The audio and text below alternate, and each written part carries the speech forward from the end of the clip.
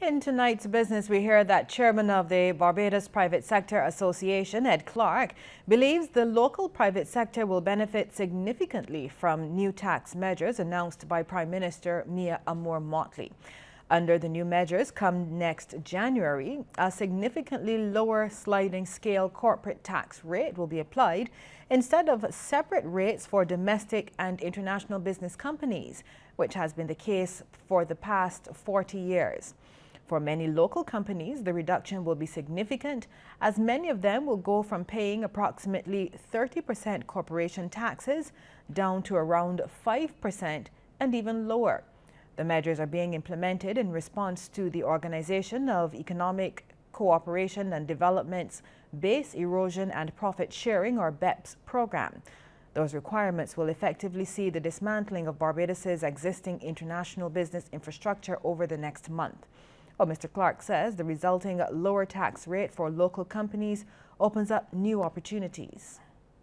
We believe this will be a tremendous boost to investors in Barbados across the entire private sector.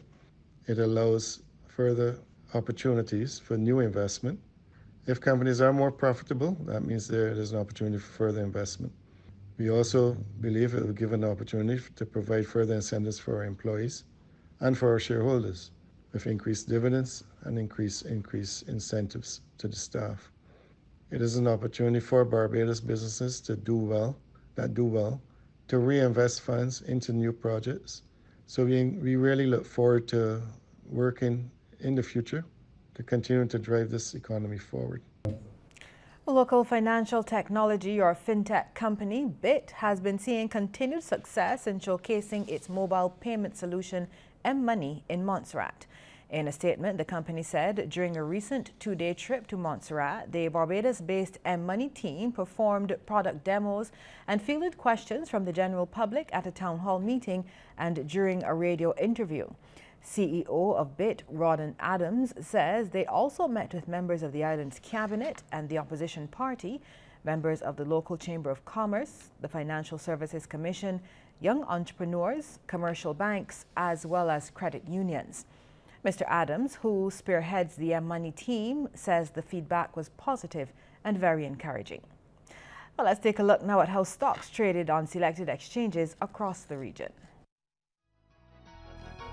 In Jamaica, Carreras Limited was the volume leader with 5,246,517 units at $9 each. They were followed by JMMB Group Limited 7.50% and NCB Financial Group Limited. Now over in Trinidad and Tobago, First Caribbean International Bank Limited was the volume leader with 200,291 shares changing hands for a value of $1,605,900.70, and they were followed by Grace Kennedy Limited and Trinidad and Tobago NGL Limited. And in Barbados, JMMB Group Limited was the volume leader, trading 5,430 shares at 41 cents each, and they were followed by Sagicor Financial Corporation Limited. On the international business scene now, Mark Zuckerberg says he does not intend to step down as chairman of Facebook. His comments follow criticism of Facebook's leadership after the auctioning of a child bride on the social media platform. Zuckerberg has also been defending his leadership team, including Chief Operations Officer Sheryl Sandberg.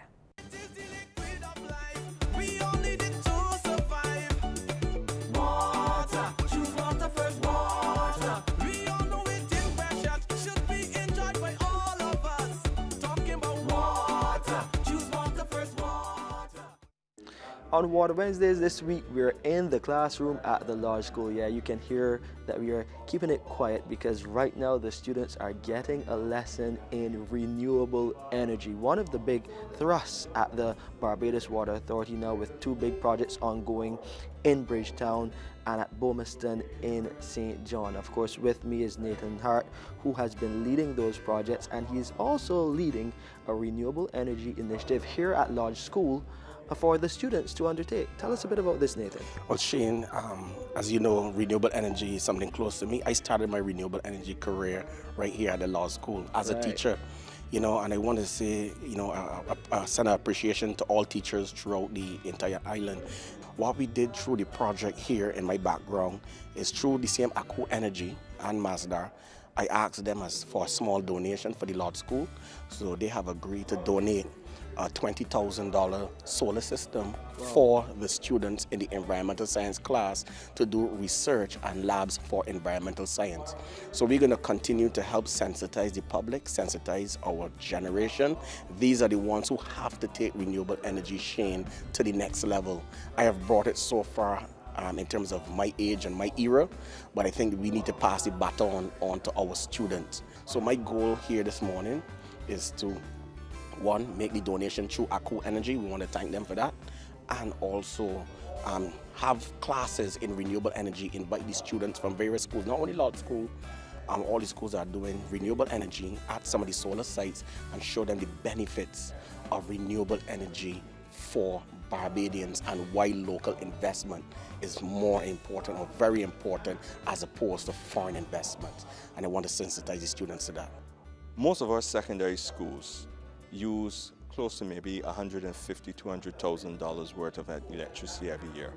One of the benefits that the school has is that they have plant in terms of roof space that can actually accommodate large-scale deployment to offset that cost in terms of energy. And in addition to that, we saw that as a potential teaching opportunity. Now, we've been aware that recently in the last few months there have been some deployment of photovoltaic systems on some schools, but really at a small modular level. But what we would really like to see is that there be a national and active campaign to try and retrofit all the schools. And this is really in keeping with part of the push that we think government needs to take in the leadership in terms of maximizing the energy efficiency of its buildings. And that's why I'm so happy that the Water Authority again is taking the lead in this, because credit needs to go to the Water Authority, particularly the efforts that have been pushed over the last few years by their project management team, led by Wayne Richards and Nathan Hart, who's also a past student here at the Lord School, in trying to drive the message that government needs to lead by example. And fortunately for us, the key government agency, the Barbados Water Authority that is leading the charge, is the one that is most vulnerable to high energy costs and energy consumption. And that's why the program that the Water Authority has introduced, such as the partners we have here who are donating the system to Law School, Aku Energy, is so critical, where they're seeking to retrofit the Bournemouth plant to actually become 100% renewable energy generating. And that's why the Barbados Water Authority partnering with the Lord School here in trying to send that message and try and educate the environmental studies students here of the circular loop of where energy affects virtually almost everything in the economy by something that we take for granted, because you're always told you never mix water and electricity, but unfortunately folks, they're inextricably tied to each other. Well, the Barbados Water Authority will continue to preach this message of driving that renewable energy message to power its supply, pumping water into your homes. You can find out all about it as it unfolds right here on Water Wednesdays. We thank you so much, Aidan. To view this or a previous episode again, please visit our website, www.barbadoswaterauthority.com. You can go to our Facebook or Instagram pages for additional information as well, or just type Water Wednesdays in YouTube. You can find us there.